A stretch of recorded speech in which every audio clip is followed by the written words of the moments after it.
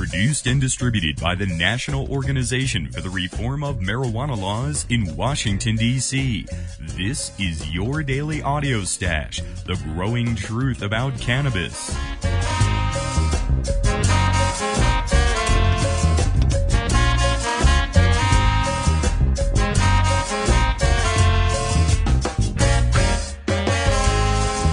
Daily Audio Stash is where responsible marijuana smokers listen in on the latest news about cannabis, hear the voices of the marijuana law reform movement in special segments and interviews, and kick back with comedy and music no other podcast can offer. It's NORML's Daily Audio Stash. More information at normalaudiostash.com.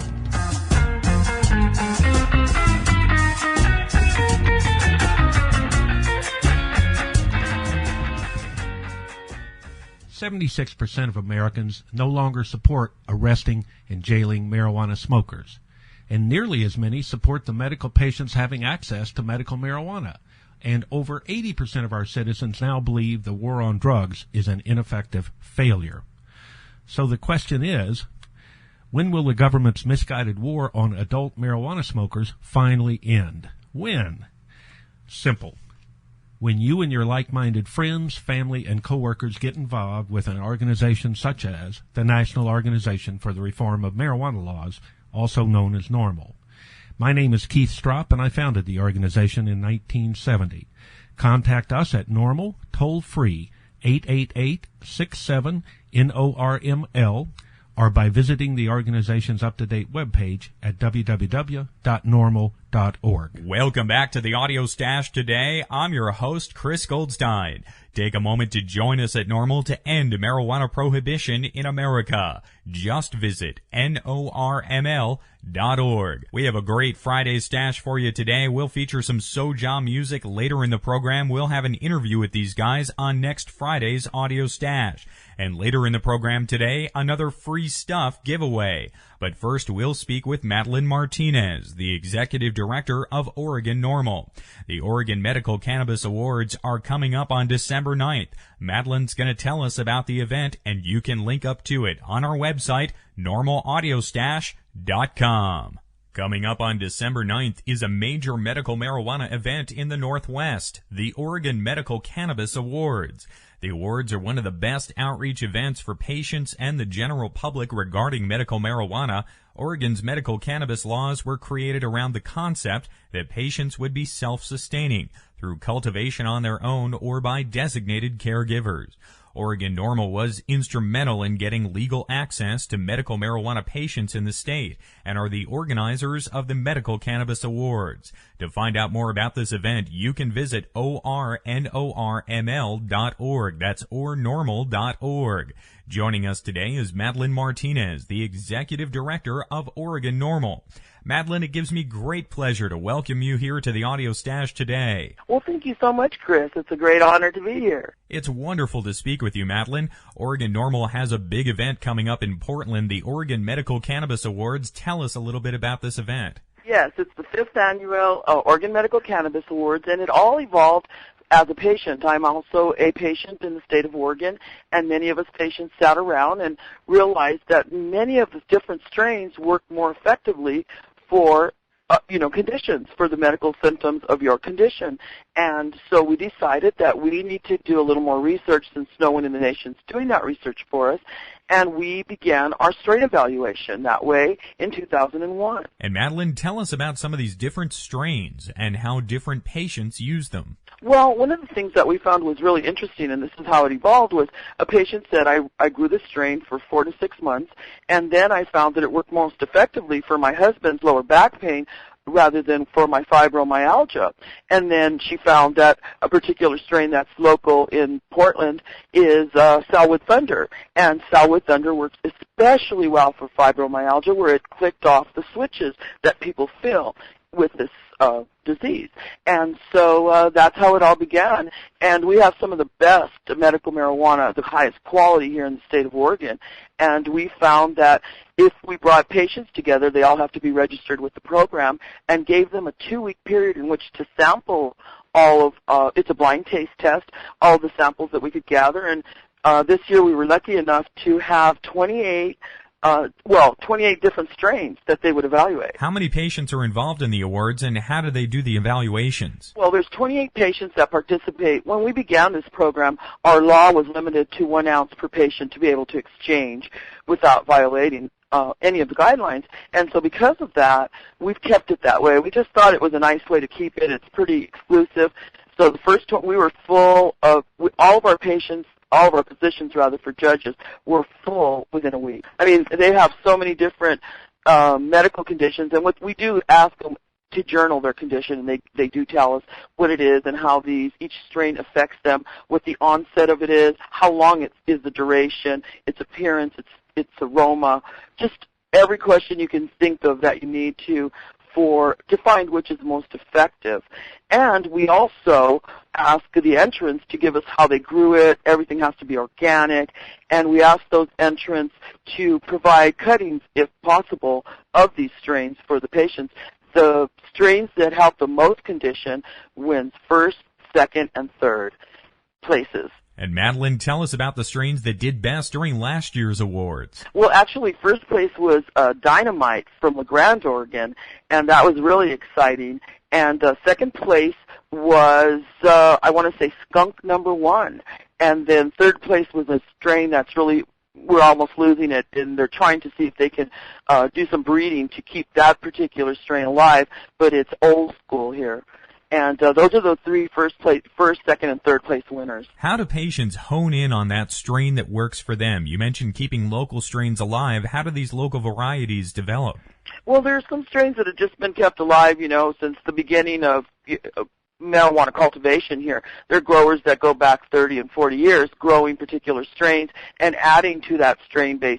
They get them from each other. They get them from all over here. What we try to do in our program is use cuttings rather than seeds, because then you have that 50-50 chance of developing a male, which is not something we really want, except there's many breeders that do. But yeah, it's kind of just passed down to each other.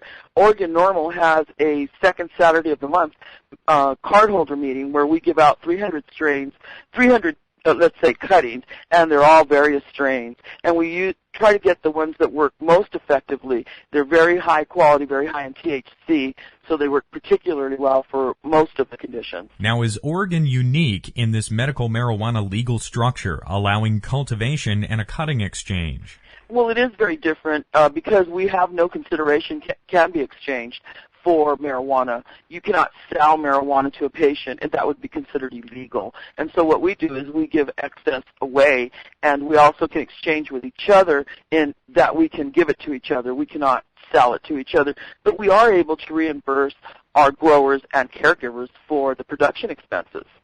That was something that changed in the legislature last year. Madeline, this really sounds like a great formula to allow patients access to medical marijuana. It really sounds like caregivers and cultivation, this is really working right there in Oregon. Well, it is working. One of the things that we're hoping to change in the legislature in this next session is we'd like to see a state garden and dispensary system that provides for the patients that are falling through the net, the immediate need patients, that is the patients that have just been diagnosed with cancer or any other medical condition and their doctor says, find medical marijuana. Well, where do they go? And, we want to provide a safety net for those people as well as the low-income patient that lives in federally funded housing and is not able to grow their own medicine because, well, for a myriad of reasons, their physical condition may be one of them, or their living situation, as I mentioned. Now, the awards are coming up. There is a public event. While the evaluations take 2 weeks, there is this public event with vendors and displays. How has the Oregon Medical Cannabis Awards event grown over the years? Well, that has grown very nicely. We've got a lot of nice vendors that come and put in the time, and it's all things that our community, the cannabis community here in Oregon, really wants to know about. We have a wonderful sustainable and natural fiber fashion show going on at our event because, we all love ganja and we all love because of how it helps us medically, but, in the bigger picture, we would like to end adult marijuana prohibition. That's what Oregon NORML's mission is. And we feel that the thing our planet is being lost. And if we do not sustain our planet and educate our community about this, we're not going to have a planet to grow this ganja on. And that's the saddest part. So we really want to get into the biodiesel, and that this year. We moved away from the legal, and the nursing community here in Oregon is not supportive of medical marijuana. So we've moved on to another place, and we're going to be presenting on biodiesel and have our fashion show, which is very exciting for us. Also, Madeline, it really sounds like medical marijuana represents sustainable health care in America. So many of the patients I've spoken with mention that they often stop taking the dozens of pharmaceuticals that they were prescribed for their various conditions when they find the benefit of this one medication. So it sounds like medical marijuana represents sustainable health care. Oh, it definitely is. Last year in the legislature, we lost $900,000 from our program, which had $1 million in surplus. And unfortunately, we got nothing in return for that. But it was the first time in the history of the United States that a medical marijuana program funded human services. And we feel that if we provide a state garden and dispensary, we can actually sustain health care in the state of Oregon at some point. So in a place like Oregon, where there is this wonderful network of patients and caregivers, a state garden where people can pass on that knowledge and expertise really sounds like the perfect solution. Well, I believe it is, and we've presented it to legislators, and now we're asking for them to go the extra mile and provide this type of safety net for those patients. You know, fortunately, I have a garden. Many people don't, and that's the problem. The problem is, you know, do we want to legislate the black market? Of course not, or the underground? Of course not, and we don't want patients to go without this medicine. Many, like you said, Chris, many of the veterans that I speak to are prescribed 300 milligrams of morphine a day, and they don't want to be in a drug-induced stupor. They'd rather smoke marijuana and have a quality of life, and improved quality, and many of them have walked away. And the Oregon Medical Cannabis Awards, this is a great general outreach event. What kind of folks do you get in attendance there? Oh, we get doctors, lawyers, we get just your average public that just wants to know about it. What is this, all about? They voted for it, and the voters are interested. And what we're trying to do with our event is mainstream and just become, we are part of society. People need to acknowledge that, and we should be treated with dignity and respect. The Green Party will be there. Some of the local nonprofit organizations that we work with here closely. Right now, I'm waiting to hear if Jack Herter is going to finally confirm that he's going to be here. He's shown some interest, the Emperor of Hemp himself. So I'm pretty excited about that. Madeline, it's just so energizing to speak with you. It's so wonderful to hear about the progress on these problems of healthcare, energy sustainability, and it really seems like Oregon NORML is leading the way to a better path there. Well, thank you so much, Chris, for noticing that. We are pioneers, and we will continue to do it. Madeline, thank you again for joining us here today, and I can't wait to speak with you again after the event to follow up and see some photos. Have a wonderful weekend up there. Thank you so much, and thanks for your time. We're speaking with Madeline Martinez, the Executive Director of Oregon NORML. The chapter is holding the 6th Annual Oregon Medical Cannabis Awards in Portland on December 9th. More information is available on their website at ornorml.org. That's ornorml.org, and we'll have links to it at normalaudiostash.com. Now it's time for a little Friday comedy from the Pot's Greatest Hits CD. We have links to the CD. Every purchase helps out the NORML Foundation. Check out our website at normalaudiostash.com. Jake Anarino recorded this set at Go Bananas in Cincinnati. He's a comic, a musician, and tours with an improv troupe. But we only care that he loves weed. Right, Jake? I smoke a lot of weed, a lot. They lump it in with crack and heroin. That's bullshit. They're like crack, heroin, and ooh, marijuana. Ooh, you see crack babies. You never see no weed baby pop out with dreads. Where's the bong mama? Shaba. Excuse me, Mr. Officer. That shit doesn't happen. It's bullshit. Like, why do they test athletes for marijuana? Can someone explain that? They're testing athletes. Like, weed might give you some unfair competitive edge. The quarterback drops back and plays guitar. 10-yard loss. My grandma's like, I don't understand you kids today and your illegal drugs. I'm like, no shit, Grandma. It's because you're blitzed on prescription medication. Escalators elude my grandma. She misses the step and then watches it go up. That's the one I want. Nope, didn't get. I'm like, give me some of that shit, Grandma. It's better than weed. That's the good stuff. I don't do the stupid shit that they do in those commercials. I've never run over a kid on his bike coming out of the drive-thru. Who's letting their kid ride their bike in front of the damn drive-thru window? Don't blame me. It's not my weed. It's your shitty parent is what it is. Watch your kid, man. Stoners aren't ripping out of the drive-thru. Punch it. They're like, let's eat here. I've never shot my friend in the face. You see this one? The two kids are doing bong rips. One of them picks up a gun, which everybody keeps right next to their bong, Snoop Dogg, and shoots his buddy in the face. And some bullshit. A gun's the last thing I want to mess with when I'm stoned. I'm like, careful with that candle. Let alone the pistola. Yeah, man. Then they had this one commercial that shows a big fat joint. It says, this is the joint Bob bought. I'm like, all right, Bob, that's a big fucking joint. Big joint. Nice commercial.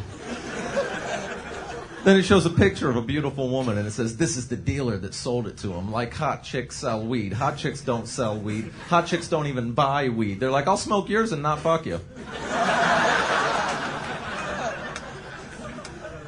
I'm not saying I don't do stupid shit when I'm stoned. I do. I filled up my gas tank, drove off with the hose still in the car. My friend's, the cop pulls out behind us. My buddy's like, act natural. Like a cop's not going to notice 80 feet of hose just whipping outside my car. And I'm stoned. You know why I pulled you over? No, but turn your lights back on. I'm going to, okay, time to go to jail. Fuck it. Here we go. Take me in. Guilty.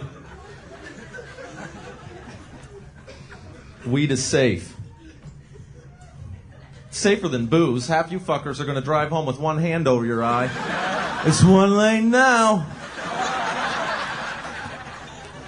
I'm going to be friendly, patient, tolerant, stoned. Go ahead, after you.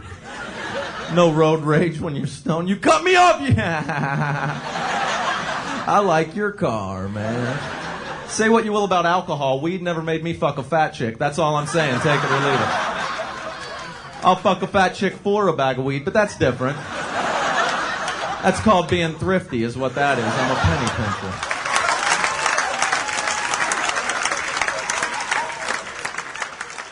It's truly a pleasure to introduce this next guy because he co-stars with me in the hysterical, side-splitting, outrageously funny show, The Marijuana Logs, which Playboy magazine called the surprising off-Broadway hit of the...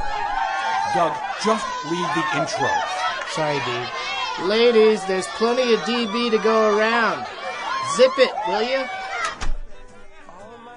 Potshow.com. Here's Arj Barker. But seriously, pot jokes, seriously?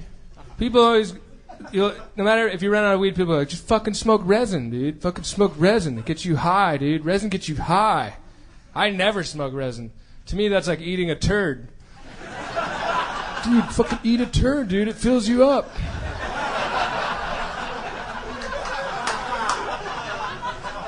I have a friend. I live in Marin County, which is legendary, home of 420. And the people like smoke weed, but my friends like. I have a friend who just got busted 2 pounds of the fucking Crip, fucking crucial, fucking crush, busted. And it was his first offense, though, so he doesn't have to go to prison. Instead, they make him wear an ankle bracelet, and the rules are that he can only go to work, and otherwise he has to stay home all the time. And I don't think that's the best punishment for that guy, because I got a funny feeling he was planning on staying home anyway.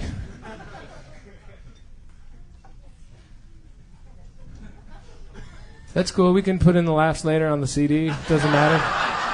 That's the beauty of CDs, man. You just fucking plug it right in.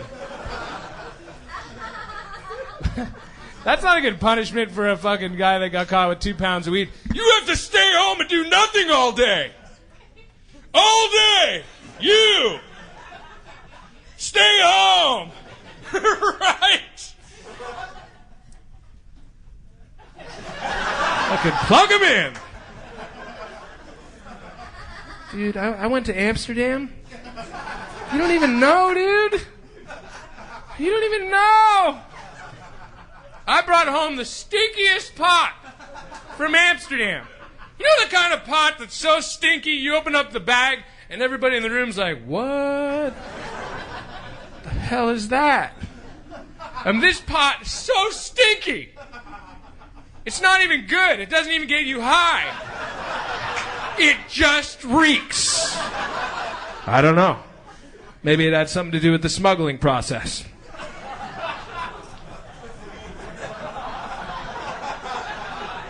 What? Okay, fine. Maybe I shouldn't have put it in my shoe.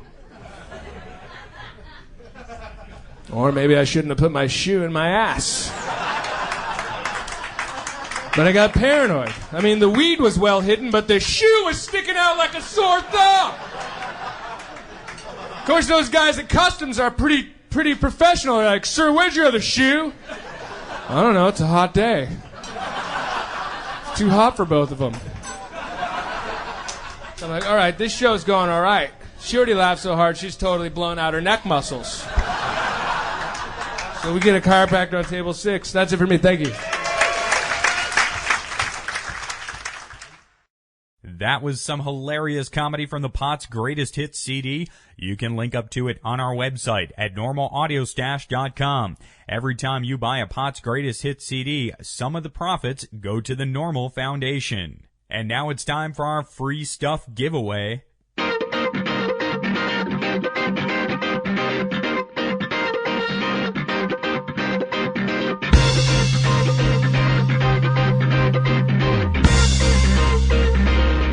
Now it's time to get some free stuff here on the Audio Stash. First of all, send us an email to freestuff@normalaudiostash.com. That's freestuff@normalaudiostash.com. All emails must be received by 11:59 p.m. on Sunday, December 3rd. A winner will be drawn on Monday, and you must respond within 48 hours to your winning notification in order to claim your prize. Complete rules for our free stuff contest are available at normalaudiostash.com. We have a very special free stuff giveaway. You'll get NORML buttons and pins along with some Freedom cards. And this week, we have a package of very special handmade holiday cards. We've got pictures of them right up on normalaudiostash.com. They have a gorgeous handmade green wreath, perfect for holiday giving, perfect to stay in touch with your friends during this holiday season and spread the NORML message. These are handmade cards on hemp paper. You can get them free today. Send a message to freestuff@normalaudiostash.com. That's freestuff@normalaudiostash.com. Put I want free stuff in the subject line and we'll draw a winner on Monday. Complete rules for our free stuff giveaways are available at normalaudiostash.com.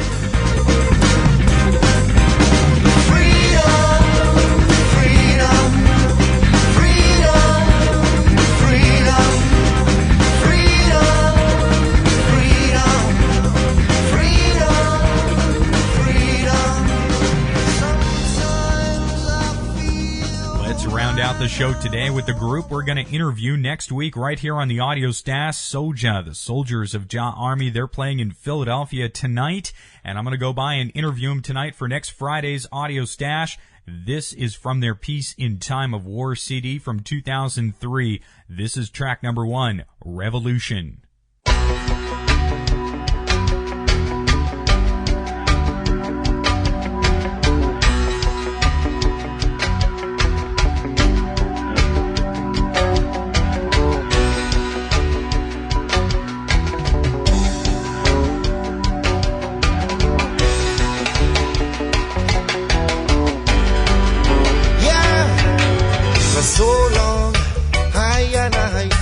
As if I'm not a part of this world, but all of its representative are so secretive. For so far, there's very little love and abundance of hatred. And is this a legacy I leave for my children? And when they think that it's peace and safety, that's when we know it's a sudden destruction. In Rome there is no security. Hey, one God will move forward with one destiny. Hey,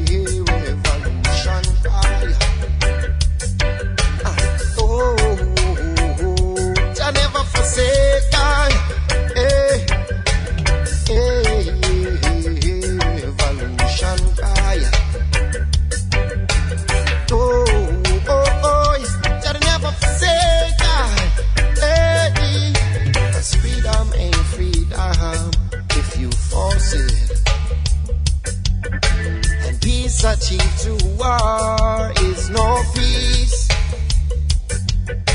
Equality don't mean nothing if you fake it. And we already know more than they believe. And when they think that it's peace and safety, that's when you know it's a sudden destruction. Destruction now, yeah. 'Cause in Rome there is no security. One God will move forward with one destiny. Yeah. Hey, revolution cry. Jah we never forsake I.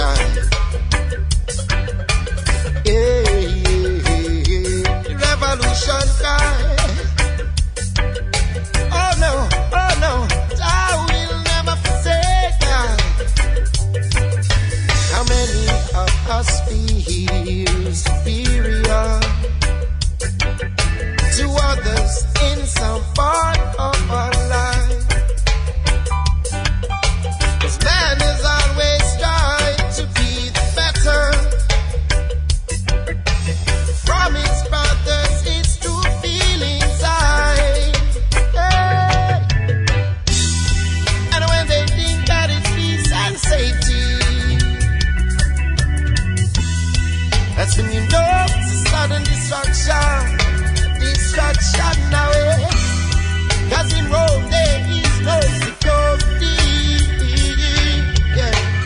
One God will move forward with one destiny, one aim.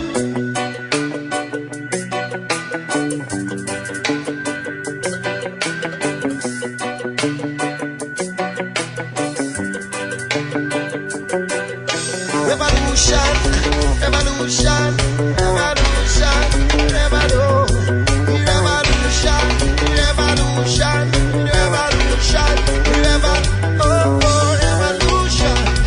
revolution, revolution,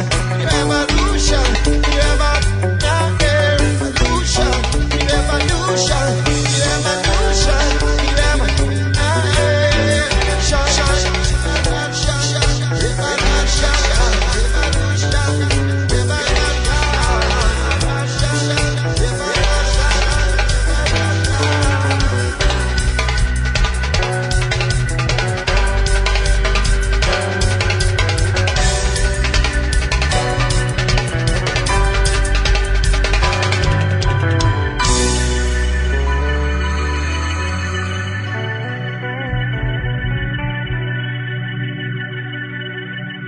That was Soja, the Soldiers of Jah Army. They'll be on the Audio Stash with us next Friday. That was off their CD, Peace in a Time of War. We have links to them at normalaudiostash.com.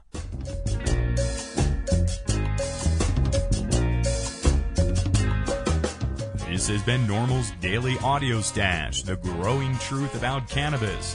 Visit our website at normalaudiostash.com.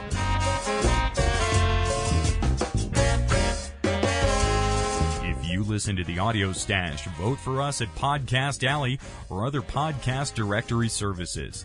I'm your host, Chris Goldstein. Thanks for listening today. Everyone have a fun summer weekend out there, and we're back at 4:20 on Monday.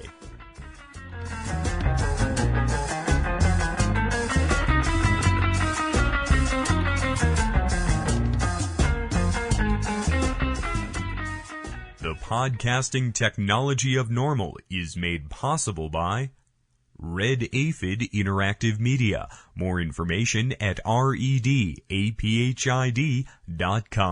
Hey, how's it going? My name's Will. I don't work at a used record store. I don't own an iguana, although I'm sure they make great pets. I don't have dreadlocks or play the acoustic guitar. I can remember quite well, thank you, and no, I don't constantly have the munchies. When 4:20 comes around, I've still got 40 minutes of work left. I've never hit a girl on a bike with my car or shot my friend with a shotgun. I've never had to apologize for letting a girl I was watching drown in a pool while I was getting high because, duh, I wouldn't be getting high if I was around children. I'm a regular guy who works regular jobs, just like the majority of all Americans who use marijuana occasionally and responsibly. My name is Will, and I'm normal.